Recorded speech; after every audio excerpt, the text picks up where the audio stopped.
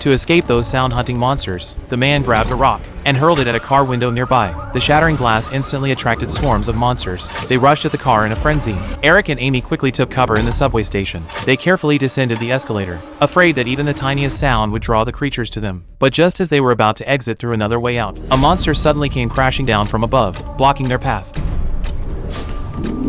As the monster crept closer and closer, the two quickly backed into a side tunnel, but the tunnel was completely blocked by a collapsed subway train. They had no other choice but to jump down onto the tracks. Step by step they waded into the freezing floodwater, following the rails to find a way out, but they hadn't gotten far when eerie sounds suddenly echoed from overhead. They looked up. Thank God the monster was still asleep, but as the water level kept rising, the man grew more and more anxious. His breathing became rapid and heavy. The monster was jolted awake by his labored breathing.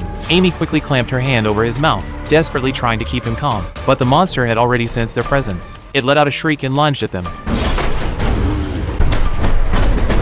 The two had no choice but to run for their lives. The water level kept climbing. They got swept up in the rushing current. Luckily, the monster couldn't swim, and soon drowned. The two were temporarily out of harm's way. They climbed out through an opening, and found themselves at a rundown church. Shortly after, they spotted an evacuation cargo ship from the balcony, loaded with survivors. But the ship's engine noise drew the monsters. Though they couldn't swim, they prowled menacingly along the shoreline. The two didn't want to give up their chance to escape, so using the cars as cover, they slowly made their way toward the water. But to get through that ring of monsters, someone would have to sacrifice themselves as a decoy. Amy looked down at the cat in her arms, then handed the cat over to Eric. She was already terminally ill. Even if she made it onto the ship, she wouldn't have much time left. So she picked up a crowbar from the ground and smashed a car's side mirror. The alarm blared instantly. A mob of monsters charged straight at her. The survivors on the ship witnessed this and immediately brought the vessel to a halt. While the monsters were distracted, Eric bolted toward the shoreline, but as he pushed through the chain link fence, he accidentally kicked an empty bottle. That faint noise immediately turned the monsters toward him. Eric ran with every ounce of strength he had.